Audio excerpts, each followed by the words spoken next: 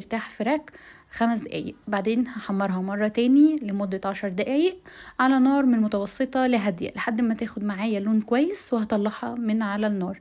هبدأ اقدمها مع الصوص اللي انتوا حابينه، وهسيبكم دلوقتي مع صوت القرمشة، ويا رب الوصفة تكون عجبتكم، هستناكم تجربوها.